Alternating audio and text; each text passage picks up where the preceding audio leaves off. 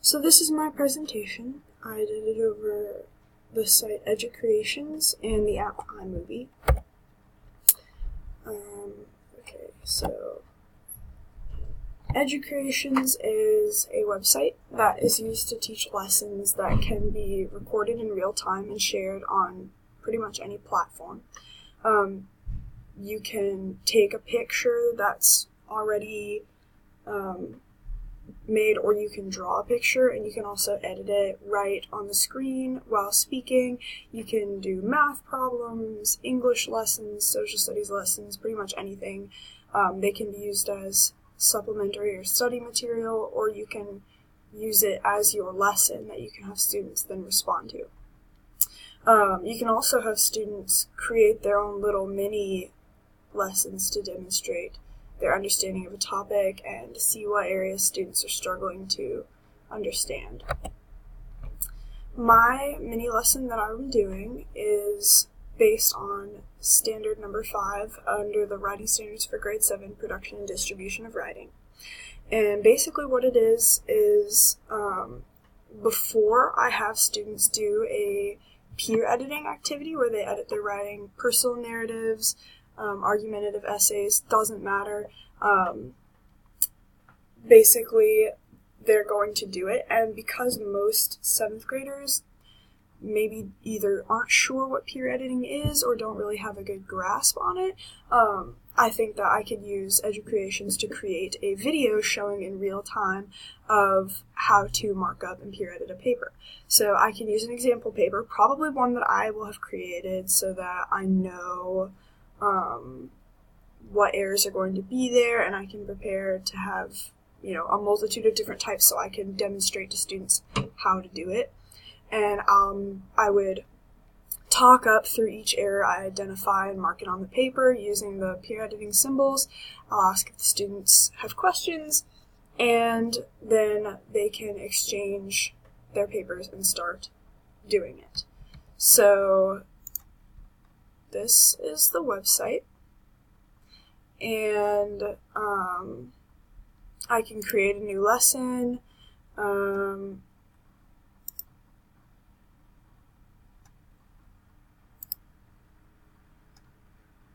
And all of that.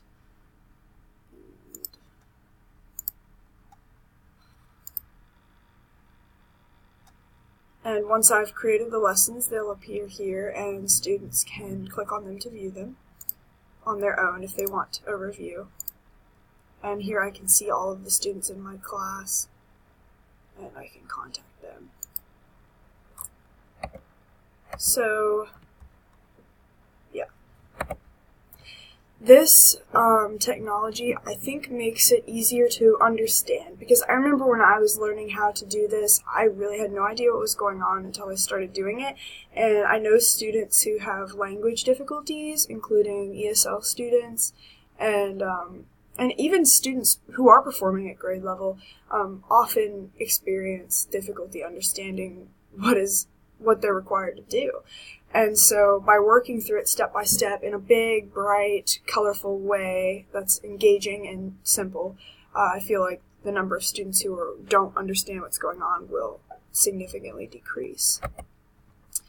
So the app that I've chosen to do is iMovie, and it's an Apple app that you can use to create and edit movies. So you can create movies basically just on your phone, and then you can upload them to this app where you can splice them together, edit them, create voiceovers, and the cool thing about it is you also have a bunch of free music scores, graphics, logos, where you can make mock movie trailers, and pre-created themes that can tie everything together to just to make it more professional looking. So my mini lesson for this is based off the Reading Standards for Literature for Grade 7 Students number 2 under Key Ideas and Details, which is determine a theme or central idea of a text and analyze its development over the course of the text. Provide an objective summary of the text. So basically, students will pick one of the books or short stories we've read, either on an individual assignment or as a class or as groups, And in groups of 2 to 5 students, we'll create a short video presenting what they believe is a key idea or theme from the text. This can be, a summary of several aspects of the story, like a movie trailer for the book, or it could be a reenactment of a specific scene from the story, etc. The students can be actors themselves, or they can use stop motion, or they can use drawings or figures or whatever they want to use to portray this, and they'll share the video to YouTube and post the link on our Google Classroom.